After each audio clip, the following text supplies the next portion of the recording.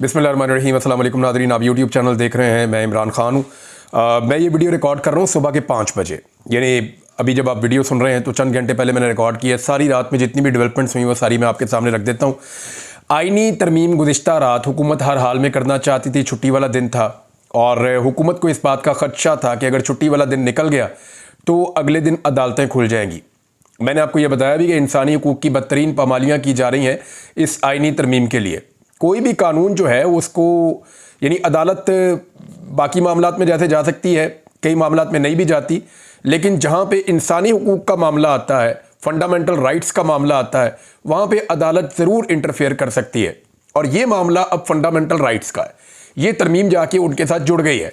तो पाकिस्तान तहरीक इंसाफ ने मेरे मुताबिक अभी जब मैं वीलॉग कर रहा हूँ तो ये फैसला किया है कि वो अदालत में जा रही है। अब वो अदालत में किस तरीके से जा रही है ये एक सीक्रेट है पाकिस्तान तहरीक इंसाफ का, लेकिन मैं आपको, क्योंकि जब तक ये होगा वीलॉग आप सुनेंगे तो मामला बहुत करीब पहुंच चुके होंगे। तो ये एक हाई कोर्ट में जाएंगे, फिर सुप्रीम कोर्ट में जाएंगे, ये मामला ऐसे चलेगा।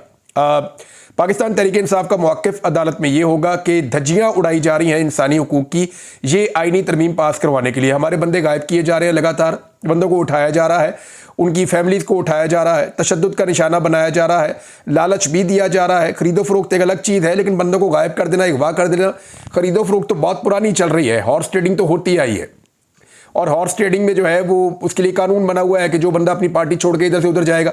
लेकिन जो टेक्निकली आज़ाद रह गए हैं, काजी फ़ायद ईसा साहब का एक फैसला आपको याद है, ये कहानी शुरू होती है 13 जनवरी से। काजी फ़ायद ईसा साहब ने एक पॉलिटिकल पार्टी से उसका इंतखाबी निशान छीन लिया और खुद में ये सोच लिया कि इंतखाबी निशान नहीं है, लेकिन हैं तो ये पॉलिटिकल पार्टी के लोग। लेकिन इलेक्शन कमीशन ने उसकी गलत तशरीह करके, बकौल कादी साहब के, इलेक्शन कमीशन कहता है नहीं जी नहीं, कादी साहब भी यही सोच रहे थे, हम भी यही सोच रहे थे, लेकिन कादी साहब कह रहे हैं कि इलेक्शन कमीशन ने गलत तशरीह करके उसकी वो पार्टी खत्म कर दी। और जब पार्टी खत्म कर दी तो वो सारे बेचारे आज़ाद हो गए। अब उन्हीं आज़ाद के अंदर से बंदे जो हैं वो काबू किए जा रहे हैं। वो जो सारे पाकिस्तान तहरीक इंसाफ का वोट लेकर आए हैं, वो सारे बंदे काबू करके अब कोशिश की जा रही है कि वोट हासिल किए जाएं और 2/3 अक्सरियत हासिल करके तरमीम की जाए। तरमीम के एक्चुअली अंदर कौन सी कुंडी है, या तरमीम के अंदर एक्चुअली गेम कौन सा है, वो मैं आपको बताता हूं। लेकिन अभी आप ये देखें कि पाकिस्तान तहरीक इंसाफ अदालत जाएगी और कोशिश करेगी कि इस मामले को होल्ड करवाया जाए। और साथ ही तहरीक इंसाफ और फजलुर रहमान साहब की पार्टी वो कह रहे हैं कि कोई आईनी तरमीम का मुसव्वदा तो दें आप हमें। भाई हो सकता है पाकिस्तान तहरीक इंसाफ वाले कह रहे हैं जी हम भी आपको किसी चीज़ में सपोर्ट कर दें, कोई चीज़ हमें पसंद आ जाए, ठीक है जी। तो डेमोक्रेसी तो यही होती है। आप रातों रात छुट्टी वाले दिन जो है तरमीम लाना चाहते हैं गैर आईनी तरीके से, तो वो तो ठीक नहीं है। फिर आप बताना भी नहीं चाहते कि तरमीम है क्या। फजलुर रहमान साहब के पास गए, उनको क्या बताया, उनको लालच देते रहे, ये भी आपको देते हैं, ये भी आपको देते हैं, ये भी आपको देते हैं, गवर्नर भी आप ले लें, बलूचिस्तान की हुकूमत में बड़ा शेयर ले लें आप, वफाकी हुकूमत में 2 वजारतें अपनी मर्जी की ले लें आप, डिप्टी चेयरमैन सेनेट का भी मैंने सुना है कि वो भी उनको कहा गया। तो फजलुर रहमान साहब को हर तरह की लालच दी गई, लेकिन आईनी तरमीम का मुसव्वदा नहीं दिया गया। उन्हें कहा गया जी चीज़ें आप मांगे, चीज़ें हम आपको देंगे, लेकिन तरमीम क्या करनी है इसके बारे में आप फिक्र ना करें। अब बुनियादी चीज़ें चंद हमने आपको बता दी, बस आप अपने 8 MNAs के और 5 सेनेटर्स के वोट हमें दे दें आंखें बंद करके। अब ये तो एक सियासी खुदकुशी है। तो फजलुर रहमान साहब ने भी आइन का मुसव्वदा वोट तरमीम का मांगा। वजीर कानून जिसने ये बनाना था, वजीर कानून जिनकी निगरानी के अंदर आईनी तरमीम का मुसव्वदा तैयार होना था, उनके मुंह से निकला जी मुझे मिल गया है। और उन्होंने ऐसे बताया जैसे बहुत बड़ा कारनामा हो गया है, उन्हें बड़ी कामयाबी हासिल हो गई है। टीवी चैनल के ऊपर पट्टे चल गए, टिकर्स चल गए टीवी चैनल के ऊपर के वजीर कानून को आईनी तरमीम का मुसव्वदा मौसूल हो गया, वजीर कानून ने इसकी तस्दीक कर दी। ये शर्म वाली बात है कि जिस वजीर कानून को इसका खालिक होना चाहिए था आईनी तरमीम का, उन्हें आईनी तरमीम का मुसव्वदा कहीं और से मिल रहा है। तो इसको जरा आप टेक्निकली देखिए कि एक आईनी तरमीम है जो करना मकसूद है, उसके लिए बंदे उठाए जा रहे हैं। यानी इससे पहले कभी भी आपने देखा कि किसी आईनी तरमीम के लिए बंदे ही चुक लो? कभी आपने देखा कि आईनी तरमीम के लिए बंदों के घर वाले खवातीन ही उठा लो? कभी आपने देखा कि आईनी तरमीम के लिए जो है वो इसको उठाओ उसको उठाओ? और यह मकबूल जान साहब को जेल में बंद किया हुआ है, मेरे ऊपर मुकदमा दर्ज किए हुए हैं। यानी पाकिस्तान में किसी को जीने नहीं दे रहे जो आईनी तरमीम के बारे में बात कर रहा है, और लगातार मुकदमे दर्ज करने की और धमकियां दी जा रही हैं। ऐसी आईनी तरमीम तो हमने पाकिस्तान की तारीख में नहीं देखी। यानी इससे पहले यानी मार्शल लॉ तो हमने देखे हैं, लेकिन ऐसी आईनी तरमीम हमने नहीं देखी जिसके लिए बंदे उठाए जा रहे हों। तो क्या काजी फ़ायद ईसा साहब के लिए ये सारा कुछ किया जा सकता है? नहीं नहीं।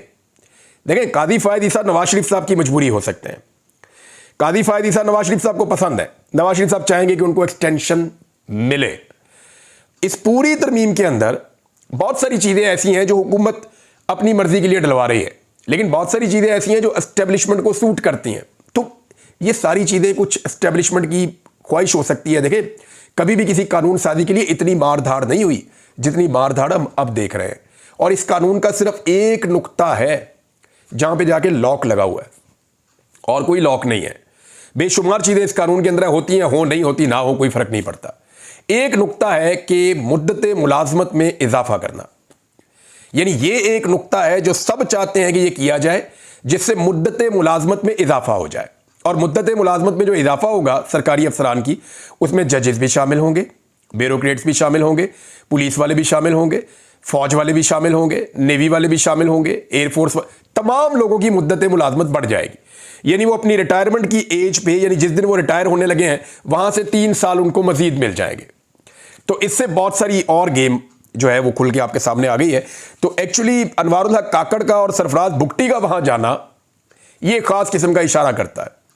गौर कीजिए ना, शहबाज शरीफ साहब गए, जरदारी साहब पहले जाके मिले, बिलावल वहां पे गए, बार बार इसहाक डार गए, मोहसिन नकवी बार बार गए। मोहसिन नकवी तो नुमाइंदा गवर्नमेंट कहती है हमारे नहीं है, वो ये कहते हैं कि ये तो हमें दिए गए हैं तोहफे के तौर पे, और शुक्र है वो वज़ीर आज़म पाकिस्तान बनने का उन्होंने फैसला नहीं किया, वरना वो वज़ीर आज़म पाकिस्तान भी बन जाते। तो मोहसिन नकवी जो है वो इस वक्त बड़ी खास पोजीशन में है। उनका बार बार जाने का मतलब यह है कि हुकूमत से ज़्यादा किसी और को जल्दी है। और एक चीज़ आप और ध्यान में रखने अपने, कि इस वक्त ये जो कानून साजी है इसमें फजलुर रहमान साहब की कुंडी एक ही जगह पे फंसी हुई है। यानी जहां पे ब्रेकें लगी हुई है वो पॉइंट ये है कि फजलुर रहमान साहब कह रहे हैं जी उम्र की हद नहीं बढ़ानी चाहिए, क्योंकि यही काम करने की कोशिश की गई थी परवेज मुशर्रफ साहब के दौर में, जब सबने मुखालफत की थी, पीपल्स पार्टी ने, पीएमएल ने, फजलुर रहमान ने, सबने मुखालफत की थी तो नहीं हो पाया था। अब यही काम दोबारा करने की कोशिश की जा रही है इस दौर में, पीडीएम सरकार में, पीडीएम 2 सरकार में। और फजलुर रहमान साहब अब इसका हिस्सा कैसे बन सकते हैं, जबकि वो फ्लोर ऑफ द हाउस खड़े होकर ये कह चुके हैं कि ये नहीं होना चाहिए। फजलुर रहमान साहब ने हुकूमत से ये शिकवा किया, और दूसरी तरफ से मेरे ख्याल पाकिस्तान तहरीक इंसाफ के जो लोग आए थे उनको भी शिकवा किया कि जी मेरे ऊपर दबाव डालने के लिए तो मुझे बाहर से फ़ोन करवाए जा रहे हैं। यानी जो दोस्त ममालिक हैं वहाँ से कहीं से फजलुर रहमान साहब पे जो ताल्लुकात हैं, क्योंकि वो एक मजहबी शख्सियत हैं, तो हमारे जो दोस्त बरादर इस्लामी ममालिक हैं वहाँ फजलुर रहमान साहब के ताल्लुकात तो हैं ना, तो वहाँ से भी कहा गया कि ज़रा मेहरबानी करें इनके ऊपर। लेकिन फजलुर रहमान साहब ने वो प्रेशर भी ले लिया और ये नहीं किया। ये सारी जल्दबाजी जो है वो एक मखसूस सूरत हाल के लिए है। अगर ये कानून साजी 1 महीना 1.5 महीना आगे चली जाती है तो शायद हुकूमत इसके ऊपर इतनी तवज्जो दे भी ना, हो सकता है 2 हफ्ते 3 हफ्ते आगे चली जाए, फिर भी शायद हुकूमत इसके ऊपर ज़्यादा तवज्जो ना दे। मामला यह है हुकूमत इसको फौरन करना चाहती है और इन्हीं चंद दिनों में करना चाहती है, और ये वीकेंड हुकूमत ने चूज किया था इसलिए कि अदालतें खुलने से पहले पहले हम अपनी कार्रवाई डाल दें। अब वकला भी खड़े हो गए इसके खिलाफ। यानी जो तरमीम का मुसवदा है वो अब तक फजलुर रहमान साहब के लोग जो आखिरी बयान दे रहे थे वो कहते थे हमारे पास तो अभी भी नहीं इन्होंने दिया, बल्कि गफूर हैदरी साहब ने यह कहा कि तरमीम का मुसवदा हमें दें, फिर हमें कम से कम उसको स्टडी करने के लिए 1 महीने का वक्त तो दें कि हम उसके ऊपर मुशावरत करें, स्टडी करें और फिर हम उसके ऊपर करें। तो उन्होंने कहा जी तब तक तो काजी साहब रिटायर हो जाएंगे। उन्होंने कहा जी हो जाएंगे तो कोई और आ जाएगा, कोई बात नहीं, आईनी तरमीम है, इसमें इतनी जल्दी क्यों है? अगर हुकूमत को ज्यादा जल्दी है तो फिर हमारी सपोर्ट अवेलेबल नहीं है। ये उनके स्टेटमेंट्स हैं मौलाना फजलुर रहमान साहब के बारे में। यू कांट से एनीथिंग, आपको पता नहीं चलता कि वो किस वक्त क्या फैसला कर लें, लेकिन उनके ऊपर उनकी पार्टी का बड़ा दबाव है। दूसरी जानिब आप एएनपी को देखें कि बादशाह खान की सियासत कहां पहुंची, कि एमल वली खान साहब बाकायदा लिख कर अनाउंस कर रहे हैं कि मैं एंटी इमरान था, एंटी इमरान हूं, एंटी इमरान रहूंगा। अब आप अंदाजा करें कि बादशाह खान की इतनी बड़ी सियासत, इतनी बड़ी सियासी विरासत, बादशाह खान का इतना बड़ा नजरिया उसको किस लेवल पे ले आए कि सिर्फ एक लीडर की मुखालफत के ऊपर इस पार्टी का सरबराह खड़ा। अंदाजा कीजिए आप। और बगैर मुसवदा पढ़े, बगैर आईनी तरमीम का मुताला किए, सिर्फ बी टीम बन के, जो उनको यानी जो इस वक्त पाकिस्तान के अंदर एस्टेब्लिशमेंट की बी टीम है वो ये हुकूमत है, और हुकूमत की बी टीम जो है वो यानी इस लेवल पे पहुंच गए हैं एमल वली खान साहब। तो एमल वली खान साहब की अपनी पार्टी के अंदर बहुत ज्यादा इस पे शिकवे और शिकायतें हो रहे हैं, लेकिन उन्हें परवाह नहीं है क्योंकि पार्टी तो इलेक्शन हार गई है, पार्टी तो इलेक्शन जीती नहीं। तो एमल वली खान साहब को क्योंकि सीट कहीं और से मिली है तो उसका हक भी तो अदा करना है, तो वो हक अदा कर रहे हैं। लेकिन बादशाह खान साहब की सियासत इस लेवल पे आके गिरेगी, यानी उन्हीं के अपने खानदान में ये होगा, इसका कभी हम सोच भी नहीं सकते थे, लेकिन अफसोस हम ये होता हुआ देख रहे हैं। थोड़े दिन पहले इन्होंने क्लेम किया कि मेरा गोल बहुत बड़ा है, इसलिए मैंने ये सीट का कड़वा घूंट किया, ये कड़वी गोली मैंने निगली है, गोल मेरा बहुत बड़ा है। तो गोल ये था जनाब का कि बगैर देखे आईनी मुसव्वदे के ऊपर, वो तरमीम के ऊपर जाकर वोट दे रहे हैं। उनसे तो बहुत बेहतर अख्तर मेंगल साहब ने अपना मौक़िफ़ लिया कि कम से कम मेरे लापता अफराद को आप छोड़ दें, आप मेरे से वोट ले लें। भाई कोई सौदे का मज़ा तो आया ना। उन्होंने कहा जी मेरे लोगों को रिलीफ दे दें और मेरे से आप वोट ले लें। वैसे तो आप लोग मेरी सुनते नहीं हैं। बहरहाल ये सिचुएशन है। वकला खड़े हो गए जी। मुनीर मलिक साहब का स्टेटमेंट आया, बहुत बड़ा स्टेटमेंट है। फैसल सिद्दीकी साहब, ये वो लोग हैं जो कादी फ़ायद ईसा साहब के हक में होते थे सारे। जब कादी फ़ायद ईसा साहब हॉट वाटर में थे, उन्होंने उनका साथ दिया था। ये सारे कह रहे हैं जी कादी फ़ायद ईसा साहब हमारे चीफ जस्टिस है, उनकी इज्जत सर आंखों पे। लेकिन 25 अक्टूबर तक उन्होंने कहा जी 26 अक्टूबर से हमारे आईनी Chief Justice of Pakistan Justice Mansoor Ali Shah होंगे, हम किसी किस्म की कोई आईनी तरमीम नहीं मानेंगे। ये वकला के पैगामात लगातार आ रहे हैं। बल्कि ये दावा किया मुनीर मलिक साहब ने, उन्होंने कहा जी रेफरेंडम करवा लें। अगर 90% वकला ने यह ना कहा कि हम 26 अक्टूबर को जस्टिस मंसूर अली शाह साहब को चीफ जस्टिस ऑफ पाकिस्तान देखना चाहते हैं, तो मैं वकालत छोड़ दूंगा। ये मुनीर मलिक साहब ने, जो सीनियर वकील हैं और इन्होंने बड़ी तहरीक चलाई थी, वकला की आज़ादी की तहरीक में बहुत बड़ा इन्होंने हिस्सा लिया था। और इस तरह बहुत सारे और वकला हैं, बार्स के अंदर से ये स्टेटमेंट्स आ रहे हैं। नौजवान जो वकला हैं वो बहुत गुस्से में है। तो अब ऐसा लगता है कि वकला के अंदर भी जैसे जैसे ये मंदरजात सामने आ रहे हैं कि अदलिया के साथ होने क्या जा रहा है, वैसे वैसे वकला के अंदर रिएक्शन पैदा हो रहा है और वहां पे भी एक किस्म की रिजेंटमेंट है। तो छुट्टी वाले दिन तरमीम करवाने का एक मकसद ये भी था कि पीर से अदालतें खुल जाएंगी, वकील मुतहरिक हो जाएंगे, उनकी मीटिंग्स आ जाएंगी, वो आपस में बातें करेंगे, मुशावरत होगी, जो चीज़ें बाहर आएंगी वो डिस्कस होंगी। जब चीज़ें डिस्कस होगी तो पोल खुलेंगे, चीज़ों का पता चलेगा, तो फिर आईनी तरमीम करवाना मुश्किल हो जाएगा। अभी भी डिपेंड करता है फजलुर रहमान साहब पे, क्योंकि आज 12:30 बजे इजलास दोबारा बुलाया गया है। कैबिनेट का इजलास भी मौखर कर दिया गया था, कौमी असम्बली सेनेट का इजलास भी मौखर कर दिया गया था। पहले यह था कि रात 3-4 बजे तक काम चलेगा, सुबह तक, लेकिन फिर वो मौखर हो गया। और अब क्योंकि आज अदालती दिन स्टार्ट हो गया है, तो एक नए एडवेंचर का भी सामना करना पड़ सकता है इस हुकूमत को। अनवारुल्लाह काकड़ का और सरफराज बुगटी के जाने का मतलब आप समझें कि ये लोग किस पार्टी से ताल्लुक़ रखते हैं। ये उसी पार्टी से ताल्लुक़ रखते हैं जिससे फैसल वाडा ताल्लुक़ रखते हैं। और एक ही नुकता है जिस पे फजलुर रहमान साहब फंसे हुए हैं कि मैं एक्सटेंशन के खिलाफ हूँ, मैं उम्र की हद नहीं बढ़ाऊंगा। और यही एक मामला है जो हर हालत में हुकूमत चाहती है कि फजलुर रहमान साहब मान जाए। इमरान खान साहब का स्टेटमेंट है, वो मैं आपको बताता हूं, लेकिन पहले ये सुन लें कि इलेक्शन कमीशन का इजलास तलब किया और तलब करके उन्होंने ये कहा जी मुशावरत करते हैं कि जो सुप्रीम कोर्ट ऑफ पाकिस्तान से जो एक वजाहत इलेक्शन कमीशन ने मांगी थी, वो जो वजाहती ऑर्डर आया है उसका अब जायजा लिया जाएगा इलेक्शन कमीशन के इजलास में। और भाई इलेक्शन कमीशन को पहले भी समझाया था, आपने जायजे नहीं लेने, आपने फैसले पर अमल दरामद करना है। अगर आपका इतना दिमाग होता, आप इतने अक्लमंद होते, तो जैसी गलतियां आपने की हैं पीछे इलेक्शन में, जिस तरह के आपने ब्लंडर मारे हैं जिसकी वजह से मामला सुप्रीम कोर्ट ऑफ पाकिस्तान में पहुंचा है, ये सारा कुछ तो ना होता। क्योंकि आपका दिमाग कमजोर है या आप गलत फैसले कर रहे थे, इसलिए सुप्रीम कोर्ट ऑफ पाकिस्तान के जजेस ने अक्सरियत के साथ सही फैसला कर दिया है। अब आपने सिर्फ फैसले पे अमल दरामद करना है, इसके ऊपर गौर व खौज नहीं करना। अपने दिमाग पे जोर देने की बजाय जो जजेस ने कह दिया आपको वो करना पड़ेगा।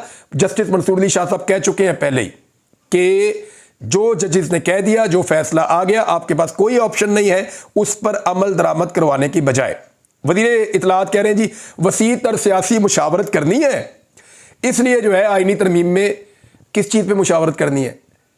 ये वज़ीर कानून ने ना अभी तक मुसव्वदा भी नहीं देखा हुआ आईनी तरमीम का, और वो कह रहे हैं कि उसके ऊपर वसी तर सियासी मुशावरत हो रही है।